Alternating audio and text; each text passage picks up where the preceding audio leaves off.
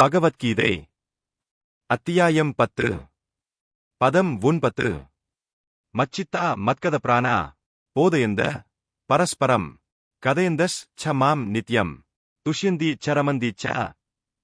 பொருள்: எனது தூய பக்தர்களின் சிந்தனைகள் என்னில் மூழ்கியுள்ளன. அவர்களது வாழ்க்கை எனது தொண்டிற்காக அர்ப்பணிக்கப்பட்டுள்ளது. மேலும் என்னைப் பற்றி தங்களுக்குள் உரையாடுவதிலும் ஒருவருக்கொருவர் உபதேசித்துக் கொள்வதிலும் இவர்கள் பெரும் திருப்தியும் ஆனந்தமும் அடைகின்றனர்.